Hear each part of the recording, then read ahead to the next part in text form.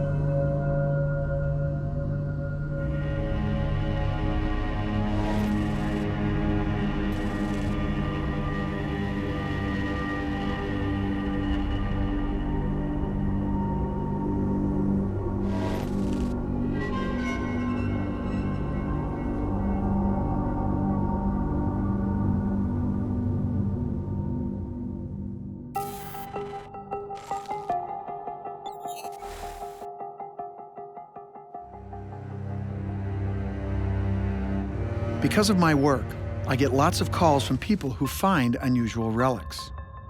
A lot of times, they're easy to explain. But there's one that's bothered me.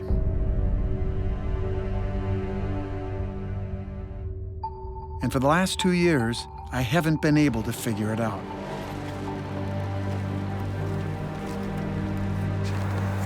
Holy cow. All right, be honest. When you saw this, did you kind of lose your mind a bit? I did. We were down there looking for dark points, fossils, things of that nature, and we run across this, and I couldn't believe what we were seeing. And being, a bit naive on the subject, at first I believed it was a bison, until we started getting some opinions back that no, that's it's definitely bovine. It's definitely some sort of cattle. Okay. Nick Johnson and his brother stumbled on this incredible artifact. They had seen one of my lectures and called me up. The horns are very interesting. They're very prominent. They come up, they're symmetrical. So let's get this bad boy inside. Okay. All right. I had seen this symbol before, and I know the bull was used by ancient Egyptians in their rituals. But that was 3,000 years ago. It just doesn't make sense. So I examined it to see just how old the carvings were. You see this, probably some mineralization that's on the surface. It's actually in the grooves too. See, it's sort of transition and then it lightens up here. So what you can say is that the carving was done before this black material was deposited on the surface, if in fact that's what that is. Initially, I can tell you right now, this wasn't made recently. This shows some early signs of age. This looks like a mane of some kind, flowing down. For 2 years now, I've been studying this symbol, trying to get some answers. Bulls have been used as symbols by many groups. Native Americans here, the ancient Greeks over in Europe. But I really think that this carving could be an Apis bull, used extensively by only one civilization, the ancient Egyptians. Which leaves me with the question, how did it end up here?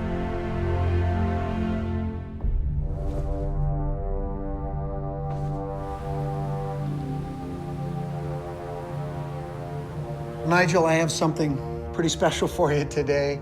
A guy named Nick Johnson, who lives down in Oklahoma near Tulsa, was walking along the Arkansas River, and he was looking for artifacts, and he found this large stone that has an interesting carving of a bull on it. And there are several people I've showed it to that think it might be Egyptian. Being an Egyptologist, were bulls popular in Egypt, or what can you tell me about Egypt and bulls? Very popular. Okay. It's basically stood for, strength, validity. So we're talking 5,000 years ago. Okay. And it leads all the way right through to something you probably heard of called the Apis bull, which is where they have a whole cult to the bull. I've heard of the Apis bull. It's a sacred Egyptian deity that symbolized the strength of the pharaoh. and was a protector of the dead. Well, I guess now's the time. Yeah, Are you please. ready? Yeah, I've You come a ready long to way take- to see this, so let's have Ready a to look. take a look? Yeah. All right, well, here we go.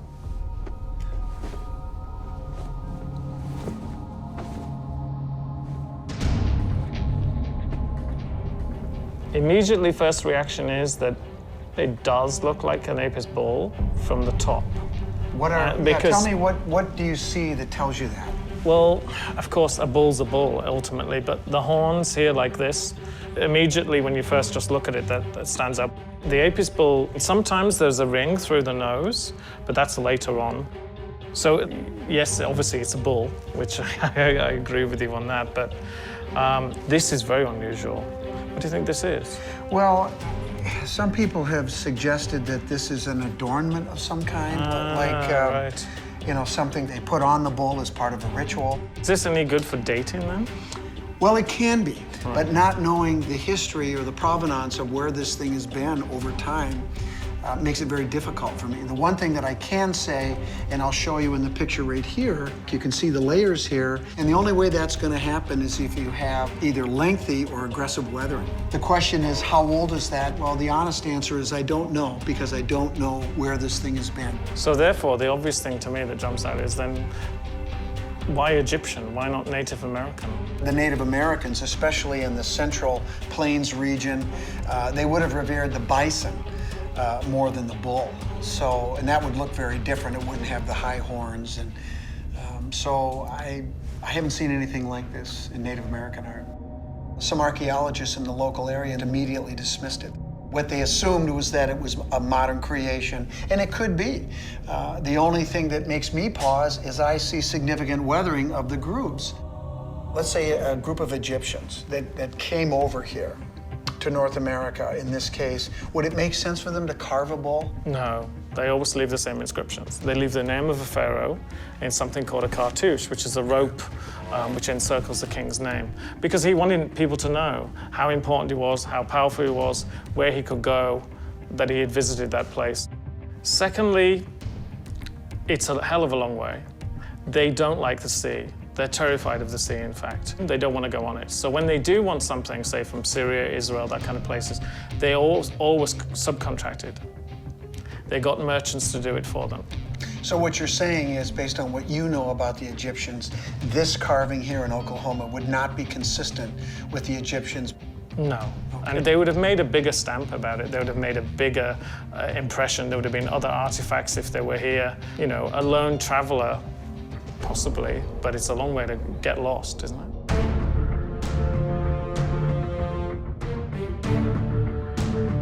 Well, at this point, I think we've determined a couple of things. That's definitely a bull. It may or may not be an apis bull. I have to go see the site where this came from. I want to get samples of this rock and compare it with some of the rock there to see, is this rock in Tulsa? I have some doubts that the bull carving is Egyptian in origin, but it does look old. A sample pulled from the same environment where this was found could help me figure out if it was carved in Oklahoma. My next stop is Tulsa. I want to know if this is ancient. And if it is, I want to know who made it and why. It's been almost 2 years since Nick Johnson came to me with a 500-pound stone carving of a bull. Bull symbols are found in ancient Egypt, but why would one be found in Oklahoma? I'm heading there to find out for myself.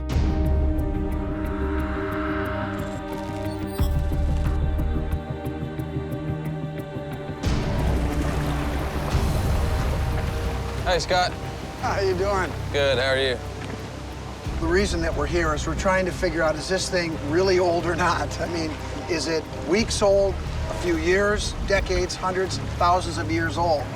And if it's thousands of years old, this is a big deal. Where did we find this thing? Aaron spotted it first and said, hey, did you see this rock? So you actually saw it first? Yes, yes. And it was something I thought would, catch your eye immediately. so walk over there to look at it, and here's this big bull carved on the rock. We didn't know what to make of that. You know, what is a big bull doing out in the middle of the river out here? So, right out here past these rocks, so what is now in the water? Yeah, probably about 20, 30 yards out past the water's edge. There's a hydroelectric dam upstream. They started letting water out probably 11 o'clock or so it started to fill up pretty fast. So after you found this thing and you've got it safe, then what happened? Well, I started taking pictures and emailing anybody I could find that might be able to tell me something about it, what it's doing out here, if anybody had ever seen it before, if anybody had any clue how old it could be, whether it was authentic, whether it was modern. One of the issues that I have is we've got a flowing river here, and water is a rapid eroder. It makes rock break down very fast. So if it's sitting in a river that's going up and down and it's flooded, let me ask you this, would it have been underwater today where you found it? Yes. It would? Yeah. Well, I gotta tell you, Nick, that concerns me a little bit if the boulder was carved out there. In other words, if that boulder was sitting there and somebody carved it and we've had the water flowing over it, it could have made those grooves, you know, in that weathered appearance relatively quickly. Yeah. So that's a concern to me. What I'd like to do is grab a couple samples and eventually get them back to the lab and just compare it with this, you know, the rock that you have and see what turns out. Okay.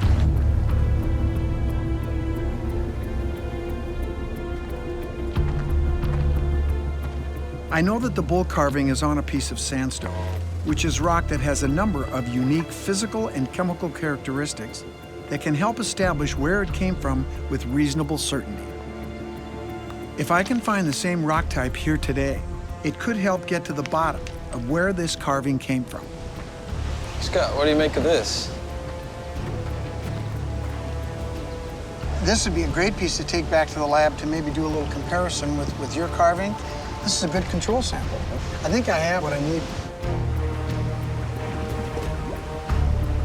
There's a spot 5 miles downriver called Turkey Mountain, and there's supposed to be some other inscriptions and carvings along the cliff face that people have reported. You want to go down there and check that out? Let's go. Let's go.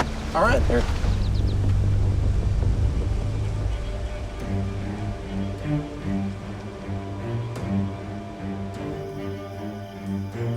Should be probably about a quarter mile. We're gonna want to kind of keep our eyes in this direction. There should be a fairly tall cliff. Apparently it's pretty high up, anywhere from 15 to 30 foot up from the ground. So. Okay.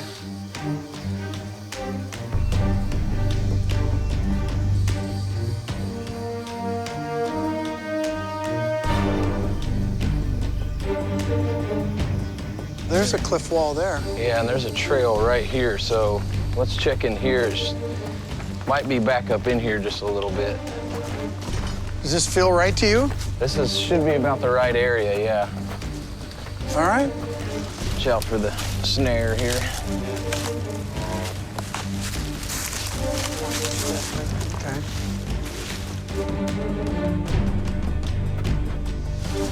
It says bad dog right here. Bad dog. Well, I don't think that's very old, but it's interesting they used a pecking technique. I think we're in the right area. What's that over there? Let's go take a look at that. There's stuff all the way along here. Wait a minute, what is that? Right there. No, that's modern graffiti.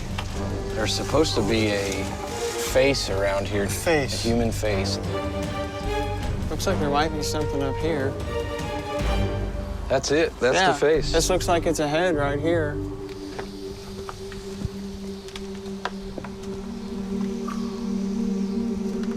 Is this a profile of a head? This is a face. All right. Which way is the face pointing? This is the back of the head here. All right. Some sort of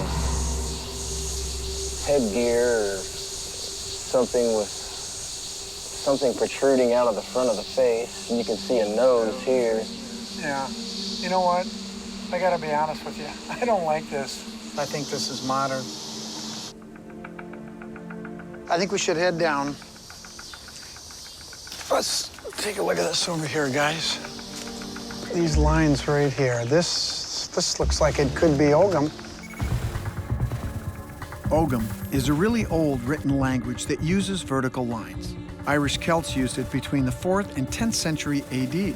There are more than 400 ogham sites along northwestern England, Wales, and Ireland. A lot of academics, however, are skeptical about ogham in North America. Apparently there was a guy named Barry Fell from Harvard who said that this was ogham and that it translated to G-W-N or Gwen. Okay. Gwen. Well, Gwen, the name Gwen, if this says Gwen, one possibility is it could be the Celtic explorer Gwen. And the Celts, if they were here, certainly would have used ogham. You know, as I look at this stuff, I keep thinking about that river that we've been, walking along all day today. And, these early explorers, if they were down in the Gulf of Mexico and they went up the Mississippi, the first large river to the west is the Arkansas River. And so that's the way they would have traveled. And this is literally right on the river, so it makes sense. You know, guys, I really like this. This looks good, and we've got a lot of other stuff here that we can use to compare, and I don't know if this connects with the bull. It might not. So we have a rock found in a river with a bull carving that could connect to ancient Egypt. And not too far away, we have a possible Celtic ogham inscription carved on a cave wall. It seems like these clues are unrelated, so I need to figure out more about this ancient language and how it all fits together. And for that, I need to travel to Ireland.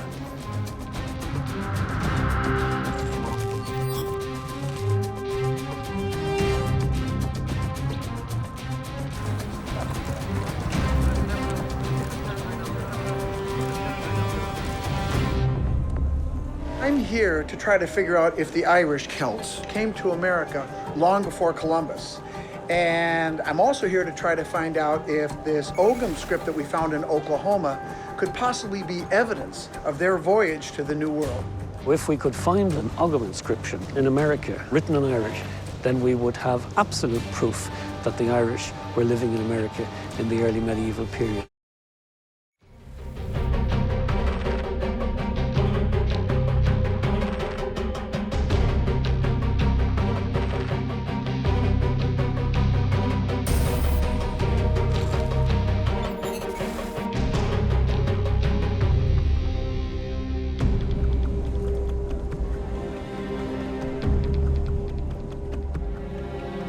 Well, I tell you, the reason I'm here is we have, at least people say, an ogham inscription in Oklahoma.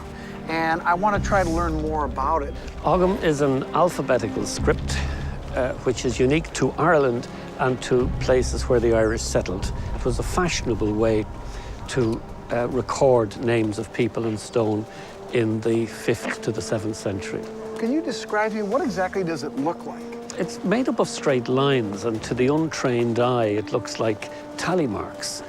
But the lines are arranged in a very specific way, each set of lines representing a consonant or a vowel. We have a beautiful example here in the library of an inscription from County Kerry, and I'd be delighted to take you in and show it to you.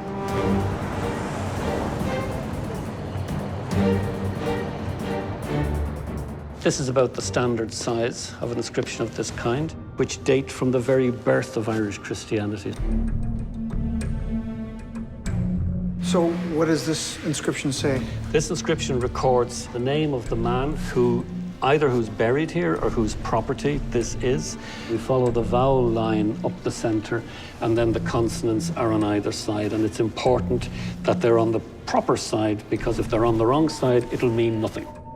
This is the proof that this is an Irish ogham inscription. You know you're reading in the right direction, and you know you've got an ogham inscription. That's what you need to find in America. Only the Irish Celts used ogham script, not all Celtic people? This particular alphabet is used only by Irish Celts and is found, as far as we know, unless you can prove otherwise, is found only in Ireland or in areas that were colonized by the Irish. Do we know how far they traveled, and where do we find these? We're reasonably certain that they got as far as Iceland. Did they go further to America? I don't know. You find the stone, you prove it. Well, I tell you what, I have some pictures I'd like to show you on my computer, so maybe I do have an ogham inscription.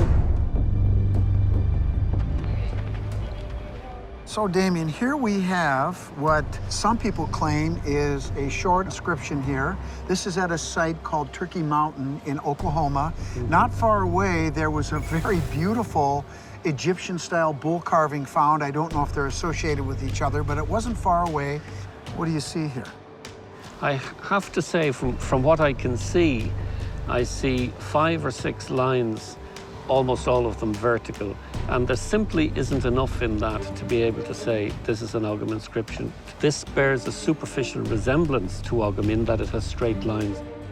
But let me ask you this. If we were able to find a legitimate early Irish inscription, we could say that that was evidence of early medieval Irish contact? Correct, a legitimate ogham inscription, absolutely. Provided it is legitimate, it works the ogham way, and it is the Irish language that is on it, you have absolute proof that the Irish were there.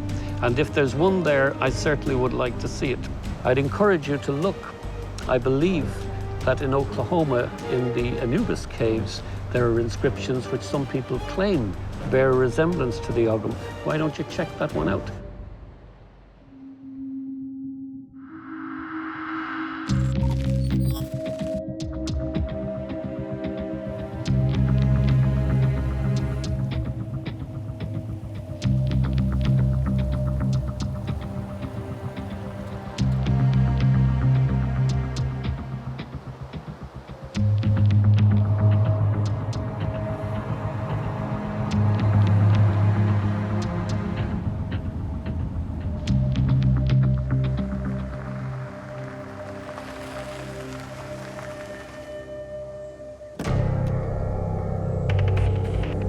Hey, Phil. Scott Wolter, how you doing? Thanks for meeting me out here.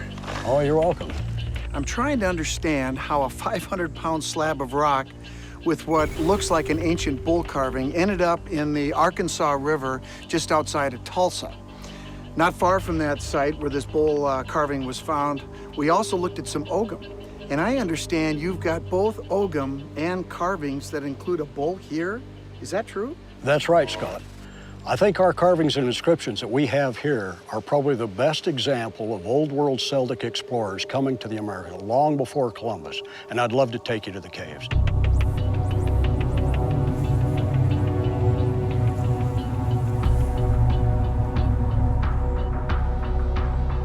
I've been researching these caves, the caves we call the Anubis caves, for over 30 years now.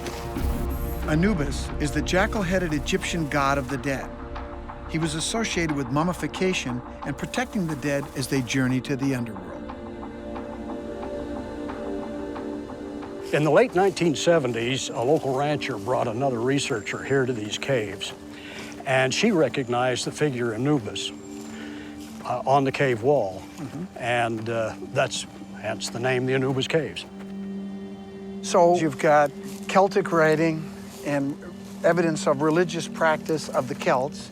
You've got Egyptian symbolism and iconography consistent with them being here, a presence here.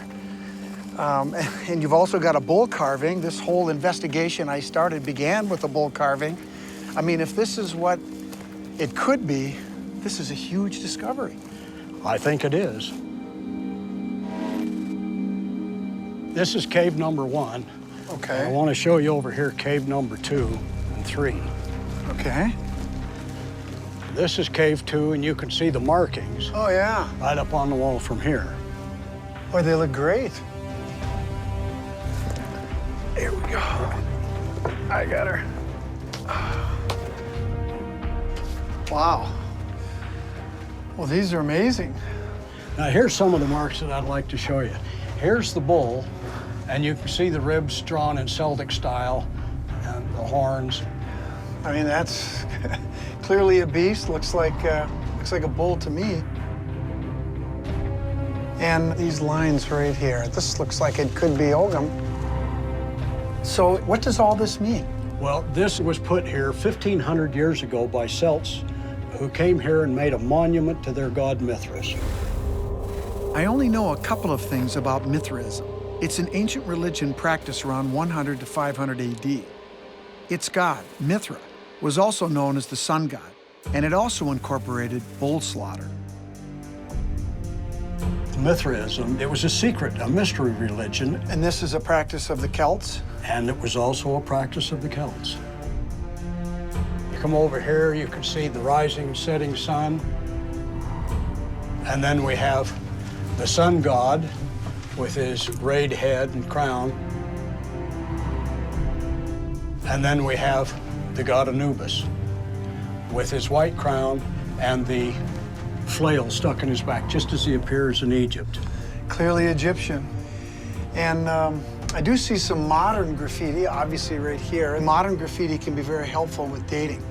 It gives us a comparison. I do see, some of these look like they've been aging for a while. What's your take on the age of these carvings? Well, we have dated this to approximately 300 to 500 AD.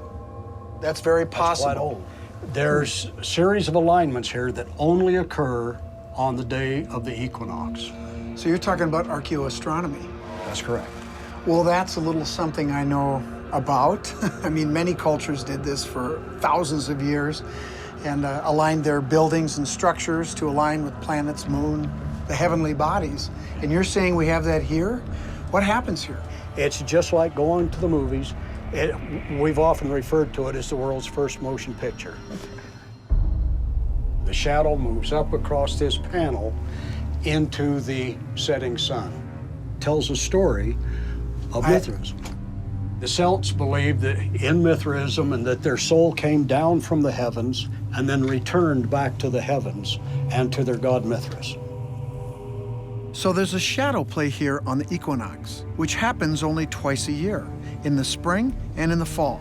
And it's when both day and night are of roughly equal length.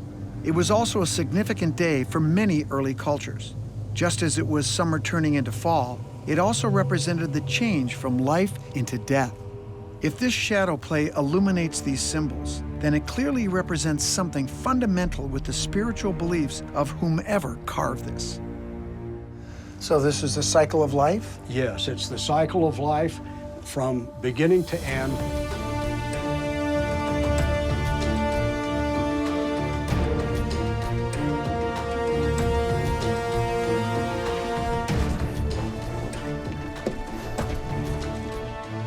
So Phil, what you've told me here and what I've seen is a very detailed, very complicated equinox alignment here that was made by explorers that came long before Columbus. I know it's not far from the equinox. We're coming up close.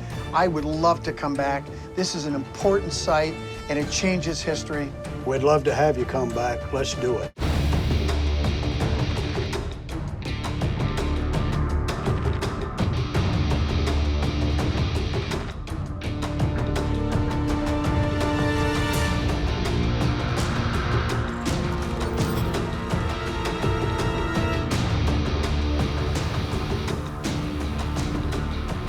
A guy named Nick Johnson down in Oklahoma found this in the Arkansas River. We don't know how old it is, however. I then talked to an Egyptian expert about the possibility that maybe this was an apis bull of the ancient Egyptian religion. And he basically said, yeah, I see some things that do look like it could be an apis bull. But then he said he saw some things that he didn't like, that weren't consistent with that. And then I went down to the Panhandle in Oklahoma, and I went to a site where I saw some ogham. I saw another bull carving, and the whole discussion of possibly the Celts coming here and carving something based on the Mithraism religion. We really know the Mithraic religion through symbols and images of its god, Mithra. He had a solar crown and was holding a sword or a large dagger and was sacrificing a bull. And here we have a bull.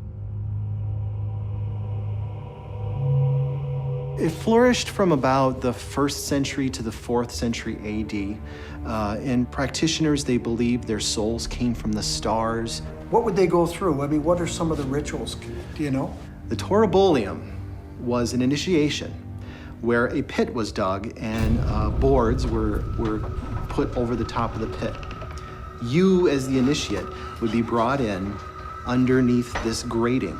Okay. And a bull would be taken over the pit and sacrificed where 50 liters of blood would pour over you.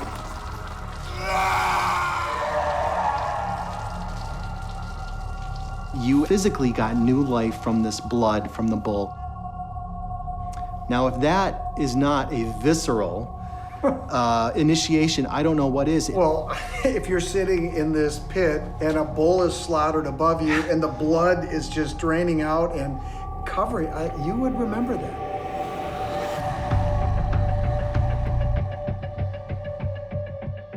One of the things when I was talking to the Egyptian expert was he couldn't make heads or tails of this flowing lines here on the back. Could that be blood?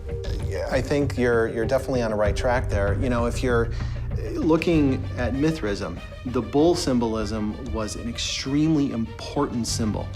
This bull seems to represent almost an amalgamation of two things. One, this Egyptian Apis bull religion and Mithraism. I mean, is it fair to say that one sort of evolved from the other? Absolutely, without doubt. Mithraism actually was a reforming of the Apis religions of Egypt. Now, this is all starting to make sense. If it wasn't the Egyptians who made the bull symbol, it was somebody who was influenced by the Egyptians. Right now, all signs point to the Celts. The site that I saw in the Panhandle, because of the presence of ogham, they're thinking that the Celts were the ones that were responsible. If they were the ones that came over here, the question is why? Christianity was around. People get chased out, and certainly it's a very strong possibility that the Celts were simply the Celtic Mithraic practitioners were chased out. People will go to amazing lengths to find a place to practice their faith. And isn't that what North America really has evolved into? I mean, that's what the United States is. But the idea that people were coming here hundreds and thousands of years ago for the very same thing is really pretty incredible. Well, I tell you, this is an absolutely extraordinary stone. When I was down on the river, looking at the site where Nick told me he found this stone, one of the things I wanted to do is to see, did this rock come from that area in Tulsa? And it appears that it does. This is a piece of rock that I collected that is sandstone. It's virtually identical to this slab that the bull is carved in. You know, it answered the question for me. I believe that the bull was probably carved somewhere near where it was found. Maybe not exactly at that site on that island in the river, but somewhere nearby. It seems to me that really the most likely candidates, if this is indeed ancient, it has to be the ancient Celts. Joe, I've been invited back to the Anubis cave on the Equinox to see this alignment that occurs at that time, and I want you to come with me. I will be there. Someone was in that cave thousands of years ago, and someone with an advanced understanding of archaeoastronomy put those carvings there for a reason. If the cave illumination is anything like what I've been told, then we're in for something spectacular. It's really going to be, I'm sure, an amazing experience to see this whole Celtic, Mithraic religion that appears to have been brought here. And if that's true, then we have a real game changer in this whole history of the North American continent.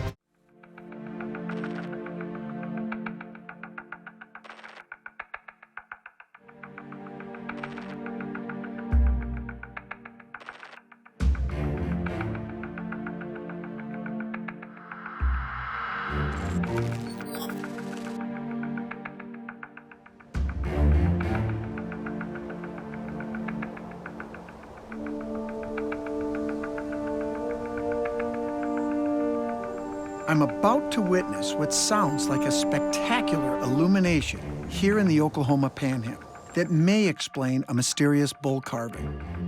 The alignment is taking place during the autumn equinox, when day and night are of roughly equal length.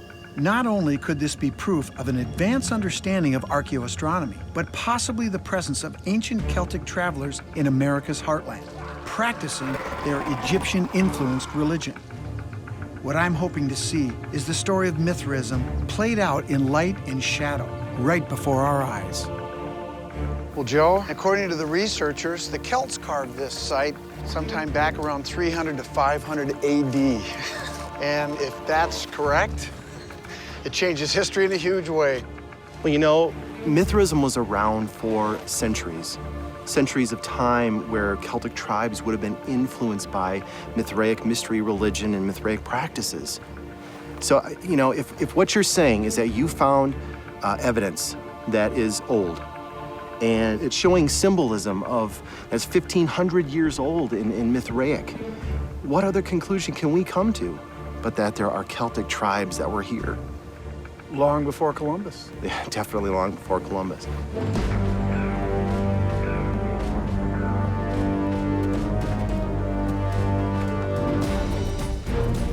Hey, Phil. Good to see you again.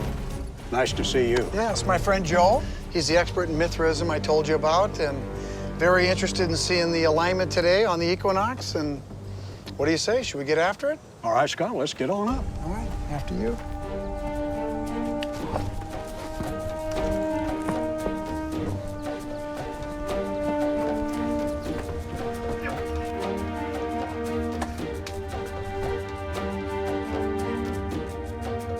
Well, Joe, is there evidence of Mithraism here in your eyes? It's clear. I mean, it's absolutely clear to me that, I mean, these symbols are so distinct. Here you have this canine figure, possibly Anubis, you know, Anubis, the Egyptian jackal god as he was hunting for the bull. We have the sun. The sun is connected to Mithras. And we have this figure that is clearly a Mithraic style sun god. Right here, we have this deeply etched bull. I'm starting to see that this bull symbol is really important. We see it as the Apis bull in Egypt, in Mithraism. That bull that Nick found in Tulsa along the same waterway that would lead the people to come here that also has the bull. There's a very good chance that that's part of this whole thing as well. Well, really what we're talking about here is another example of archaeoastronomy. I mean, talking about a geographic spot that is aligned with the heavens. And this is something the ancients have done for thousands of years. Well, Phil, we're only moments away here, so can you tell Joe what's going to happen with the alignment here? Sure. There'll be a wedge of light between two shadows, and it'll progressively pan up across this panel. Okay. And as the lower shadow comes up, there will be a little knob of shadow. This is going to move halfway up the sun god's face, half obscuring his face, and the sun will be half obscured below the horizon. And as the shadow completes obscuring the head, that's the moment that the sun finally dips below the horizon. Sure. And the lights go out. You can see the shadow has moved up and is now right underneath the sun god's chin. And that reflects exactly what's happening on the horizon. The sun is touching the horizon. So it's happening right here.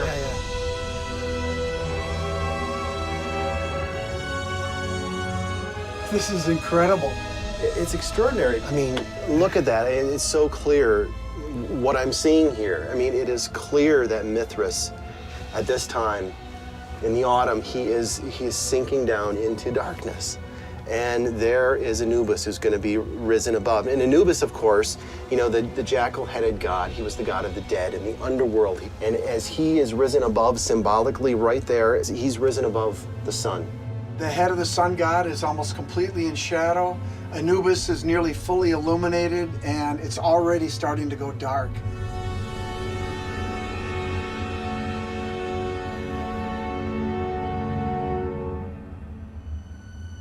That is a really complex alignment. Someone with a great deal of knowledge and precision has been able to make this map, watching the shadow creep across here.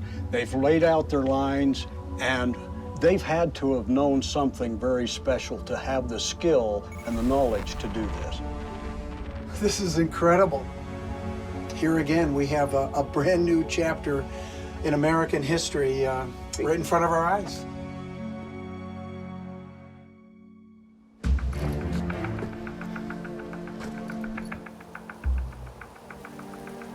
You know, Phil, your theory that the Celtic tribes that were practicing Mithraic things came here, I mean, this is all just making so much sense now. It's really something.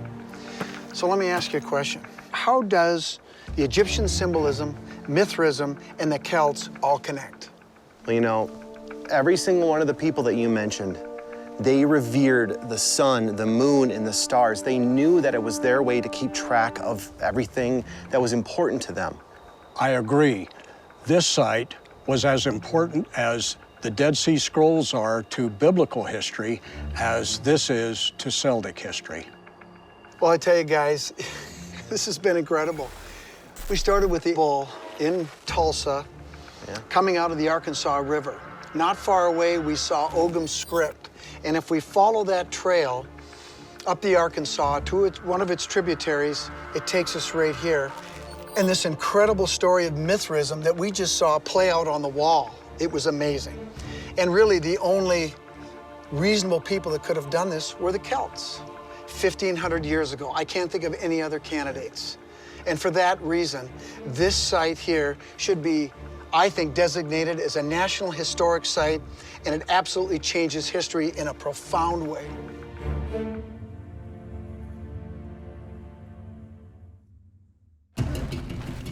My search to uncover the meaning and origins of a 500-pound bull carving strongly suggests ancient Celtic explorers brought their religion to America. Celtic worshippers of Mithraism who entered into their faith through a baptism of blood from a sacrificed bull may very well have made their way to Oklahoma. The stone carving found in Tulsa could hint at their gruesome initiation, trails of blood running from the bull's head and neck. I saw the story of Mithraism play out before my eyes in a spectacular illumination on the autumn equinox, a testament to an advanced understanding of archaeoastronomy. Everything I've learned could mean that America's first pilgrims may actually have been Celtic explorers who left clues behind. It's up to me, and to all of us, to figure out what those clues mean to the history of this country.